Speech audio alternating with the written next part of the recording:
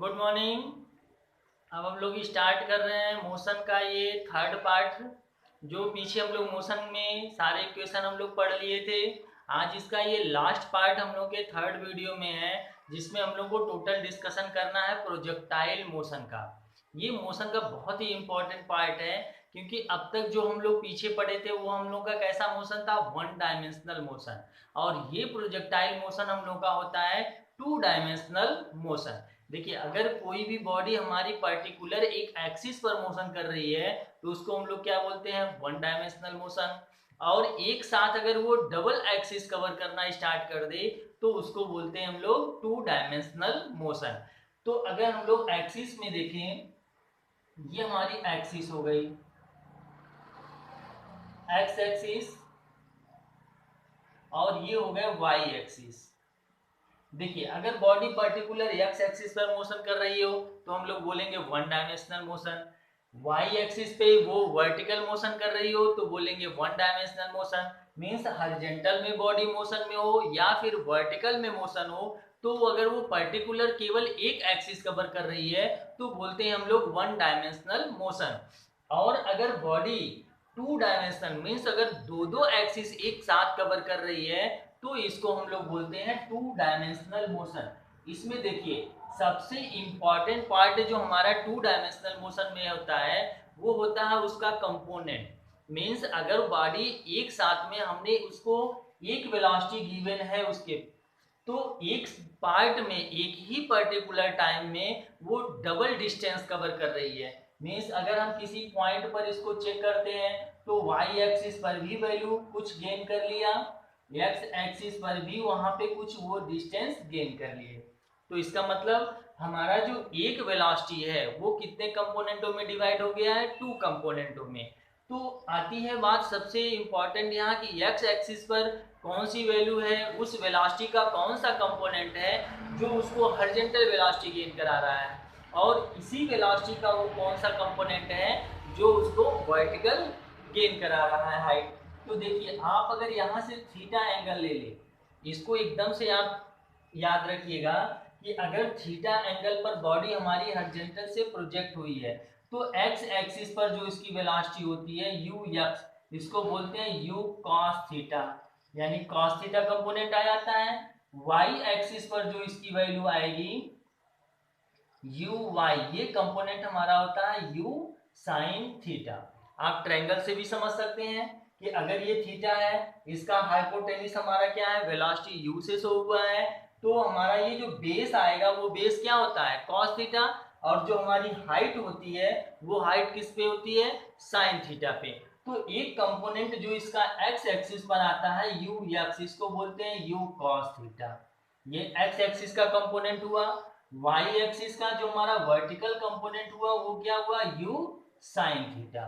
अब हम लोग के प्रोजेक्टाइल मोशन में सबसे इंपॉर्टेंट ये कंपोनेंट हो गया, तो इसको आप सीरियसली याद रखिएगा कि अगर बॉडी टू डायमेंशनल मोशन में आ गई, पर्टिकुलर हमने उसको एक वेलोसिटी दी है लेकिन वो हमारी वेलोसिटी दो पार्टों में डिवाइड हो गई, तो हॉरिजॉन्टल जो आता है, अगर यहाँ से थीटा एंगल हॉरिजॉन्टल से वो प्रोजेक्ट किया गया है तो जो उसका हॉरिजॉन्टल कंपोनेंट होगा वो होता है cos थीटा, और जो वर्टिकल कंपोनेंट होता है वो होते हैं sin थीटा।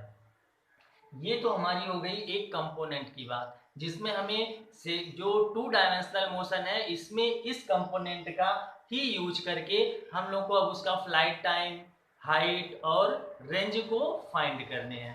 तो चलिए अब देखते हैं प्रोजेक्टाइल मोशन को। इस कंपोनेंट को आप याद रखिएगा कि हमारे किस एक्सिस पर वेलोसिटी उसको कौन सी गेन हो रही है। तो एक्स एक्सिस पर हमेशा क्या होता है, cos थीटा, और वर्टिकल वाई एक्सिस में हमारा मिलता है component sine theta.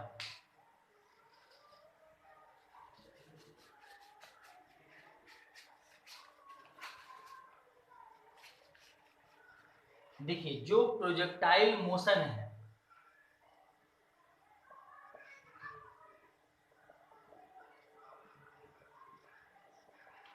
Projectile motion already है क्या, सिंपली आप डिफाइन कर सकते हैं, when a body move at a angle with horizontal then move a projectile path. This path is called projectile path and motion of body is called projectile motion. Means अगर हम लोग किसी body को horizontal से किसी angle पर project करते हैं तो ये पाथ पर वो मूव करता है। एक हम लोग इनिशियल वेलोसिटी बॉडी को u दिए, तो जो ये मोशन बॉडी की आ रही है, इस मोशन को हम लोग क्या बोलते हैं? Projectile motion. और जो बॉडी का ये पाथ कवर कर रहा है, ये पाथ हमारा कैसा होता है? इस पाथ को बोलते हैं प्रोजेक्टाइल पाथ।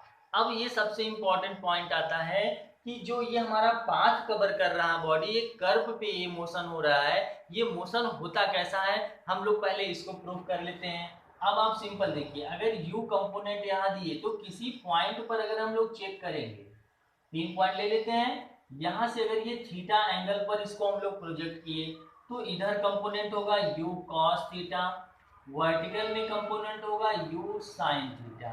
तो देखिए इस पॉइंट पर बॉडी पे जो कंपोनेंट आता है, एक कंपोनेंट इधर चला गया u sin थीटा, इधर कंपोनेंट हो गया u cos theta. Maximum height पर वो वहां पर होगी जिस समय इसकी वेलोसिटी सिर्फ भी x एक्सिस का मिलेगा। मीन्स वर्टिकल कंपोनेंट 0 हो जाएंगे, उस समय बॉडी क्या होगी? हाईएस्ट पॉइंट पर पहुंचकर फिर वो रिटर्न होना स्टार्ट करेगी। तो यही डायरेक्शन चेंज हो जाता है u sin थीटा, और इधर हॉरिजॉन्टल हमारा क्या आ जाता है? u cos theta. ये तो हो गए। अब देखिए अगर हम लोग वेलोसिटी की बात करें तो x एक्सिस पर ux इक्वल टू होगा u cos थीटा, वर्टिकल में uy इक्वल टू होता है u sin थीटा। ये तो हमारी x एक्सिस पर वेलोसिटी आ गई, ये हमारी वेलोसिटी y एक्सिस पर आ गई। अब अगर हम लोग x एक्सिस पर किसी पर्टिकुलर टाइम पर अगर हम लोग चेक करते हैं कि बॉडी कितना वो डिस्प्लेसमेंट कवर की है, तो आप सिंपल कह सकते हैं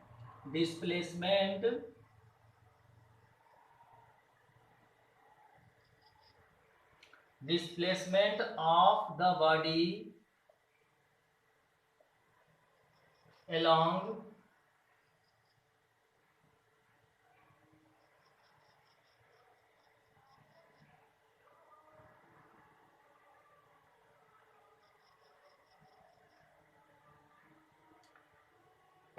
horizontal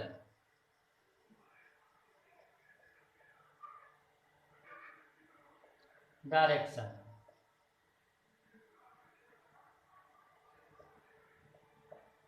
आफ्टर t टाइम। देखिए अगर हम लोग बॉडी का हॉरिजॉन्टल आफ्टर t टाइम में इसको चेक करना है कि कितना ये डिस्प्लेसमेंट कवर किया, तो x equal to u x into t, और x equal to u x हमारा क्या हो गया? u cos theta into time t। तो यहाँ से टाइम फाइंड कर लेते हैं, x by you cos theta.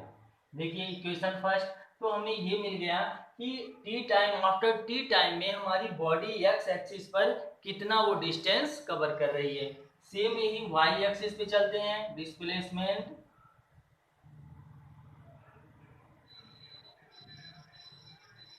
along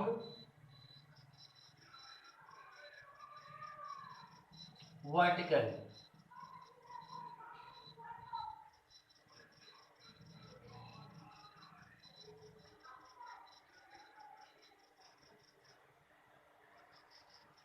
direction. देखिए वर्टिकल डायरेक्शन में अगर हम लोग चेक करें तो y equal to u y t minus half g t का स्क्वायर। अब यहाँ पे अगर हम लोग कंपोनेंट की वैल्यू पुट अप करें तो y इक्वल टू यू क्या है? u sine theta into time कितना मिला? x by u cos theta minus half g, और t की वैल्यू आ गई x by u cos theta का होल स्क्वायर। ये तो वैल्यू कैंसिल होगी, तो फाइनली हमें फार्मूला क्या मिला? y equal to x tan theta minus half g x square by cos square theta into u square. देखिए यहां से ये जो जनरल एक फार्मूला हमें मिल रहा है, इस फार्मूले से हमें क्या मिला कि y डायरेक्टली प्रोपोर्शनल हो रहे हैं हमारे x स्क्वायर के। मीन्स हमारा जो पाथ होगा, इस प्रोजेक्टाइल मोशन का जो पाथ कवर होता है, ये पाथ हमारा कैसा बनाता है, पैराबोलिक। तो आप सिंपल इस चीज को याद रखिएगा, अक्सर ये क्वेश्चन में पूछा जाता है, हम लोग डेरिवेशन से भी देख लिए कि जो प्रोजेक्टाइल का पाथ होता है, तो बॉडी हमारी अगर 2 डायमेंशनल मोशन में है तो एक सिंपली पाथ पर कवर करता है, पाथ को बोलते हैं प्रोजेक्टाइल पाथ, और जो बॉडी का मोशन है उसको बोलते हैं प्रोजेक्टाइल मोशन। तो पाथ हमारा कैसा कवर करेगा, शेप में अगर नाम बताएं तो y डायरेक्टली प्रोपोर्शनल आ रहा है x स्क्वायर के, मीन्स जो ये पाथ होगा, ये पाथ हमारा कैसा बनेगा, पैराबोलिक। ये चीज आप याद रखिएगा, बहुत इंपॉर्टेंट पॉइंट है, अक्सर ये पूछा जाता है क्वेश्चन में।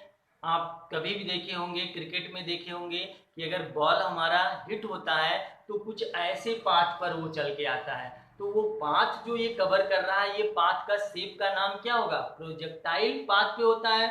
और इस प्रोजेक्टाइल पाथ हमारा जो बनाता है वो कैसा होता है, पैराबोलिक। तो कोई भी बॉडी अगर किसी पाथ पर ग्रेविटी में मोशन पे आ रही है तो उसका पाथ ऑलवेज कैसा ड्रॉ होता है, पैराबोलिक। अब देखिए इनसे रिलेटेड हमारे 3 डेफिनेशन आते हैं। पहला तो हम लोग को फाइंड करना है कि ये पूरा का पूरा फ्लाइट टाइम कितना होगा, कितने टाइम तक वो रनिंग करेगा। दूसरा आता है कि मैक्सिमम हाइट तक वो कितना जा सकता है। और तीसरा हम लोग को फाइंड करना है कि ये टोटल कितना रेंज कवर करेंगे, उसको भी देखते हैं।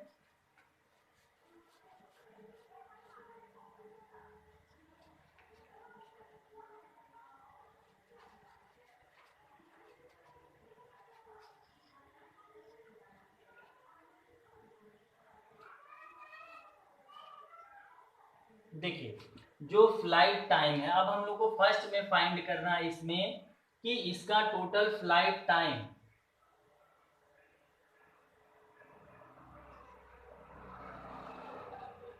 टाइम ऑफ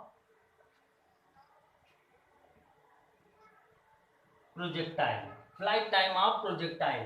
तो आप सिंपल सा एक फिगर ड्रॉ करिए, टोटल ओ पी और ये हो गया कंपोनेंट। अगर देखें u, तो इधर कंपोनेंट हमारा आ गया u cos थीटा, वर्टिकल में कंपोनेंट होगा u sin थीटा, और बॉडी जितना टाइम वो O से P तक कवर करने में लगेगा, सेम उतना ही टाइम वो P से Q तक आता है। तो सबसे पहले हम लोग इक्वेशन, काइनेटिक इक्वेशन के फर्स्ट मोशन पे आते हैं। देखिए यहाँ जो वर्टिकल वेलोसिटी u y होगा, इसकी वैल्यू क्या होती है, 0, क्योंकि अगर वर्टिकल कंपोनेंट 0 हुआ तो बॉडी वहां से क्या होगी, रिटर्न होना स्टार्ट करेगी। तो first equation v equal to u, y axis height पे जा रहे हैं, इन minus g t, v y component इसका 0 हुआ, equal to u y minus g t. तो यहाँ से t इक्वल टू कितना मिला हमें, यू वाई बाई जी। तो t फ्लाइट टाइम आ गया u साइन थीटा बाई जी। अब देखिए ये तो हमारी वेलोसिटी कहाँ से हो गई, O टू P। तो टोटल अगर रनिंग टाइम देखें, टोटल फ्लाइट टाइम, तो यही capital T equal to 2 into small t, तो T equal to 2 u sine theta by g. ये हमारा आ गया फ्लाइट टाइम। ये क्लियर हुआ कि टोटल बॉडी कितने टाइम तक फ्लाइट करेगी, कितने टाइम तक वो मोशन करेगी 2 डायमेंशनल मोशन में। तो ये हम लोग निकाल सकते हैं 2 यू साइन थीटा बाई जी फार्मूले से। अब आपको एंगल पता हो, यहाँ पे वेलोसिटी गिवन हो, जी की वैल्यू तो कांस्टेंट ही होती है, सारी वैल्यू आप पुटअप करके इसका फ्लाइट टाइम फाइंड कर सकते हैं। दूसरा देखिए, अगर हम लोग को फाइंड करना हो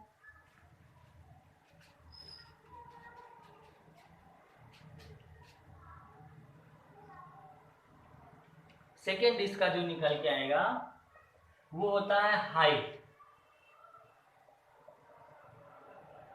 हाइट ऑफ प्रोजेक्टाइल। अब देखिए हाइट अगर हमें फाइंड करने हैं, फिर आप फिगर ड्रॉ करिए, ये मैक्सिमम कितनी हाइट तक बॉडी हमारी जा सकती है।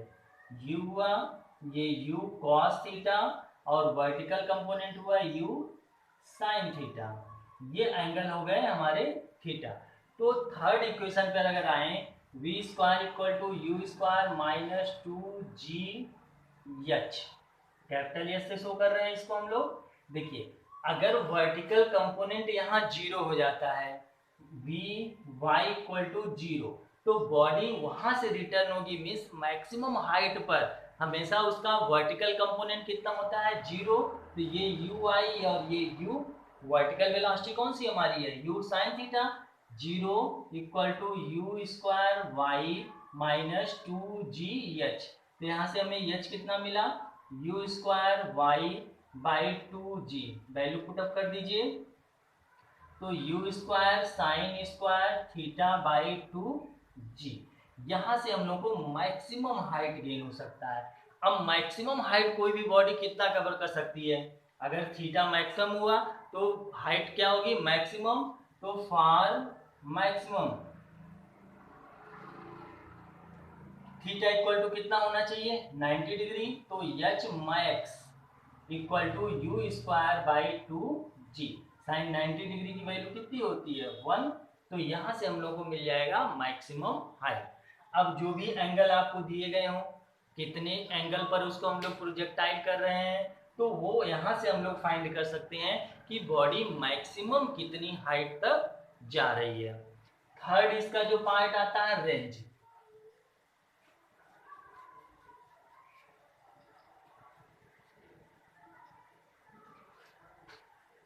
देखिए थर्ड में रेंज, रेंज का मीन्स होता है कि ये वैल्यू कितना मैक्सिमम डिस्टेंस कवर कर सकती है।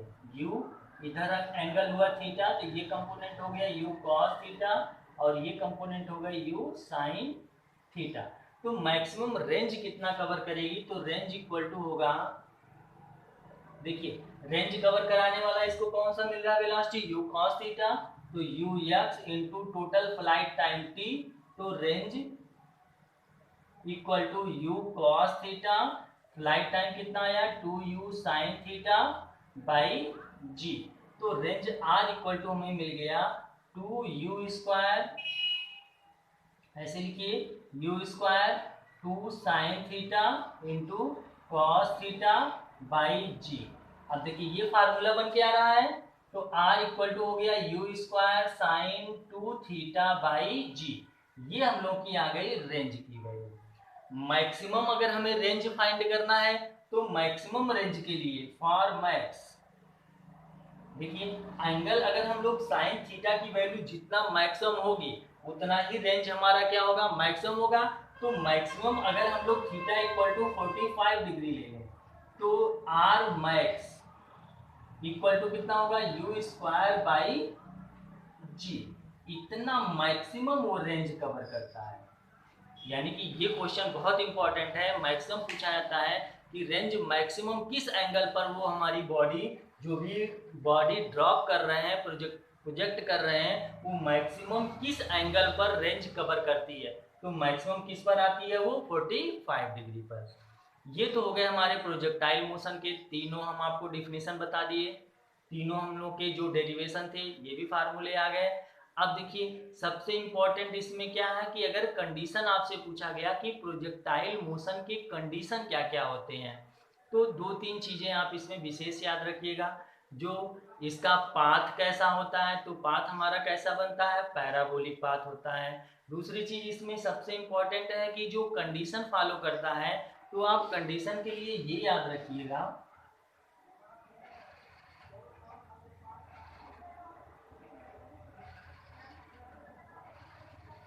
देखिए पीछे आपको ये पता है कि अगर हम लोग ग्रेविटी में बात करें, तो अर्थ के स्पेस के अराउंड अगर ये डिस्टेंस हम लोग देखें, तो हर जगह जी की वैल्यू चेंज होती रहती है।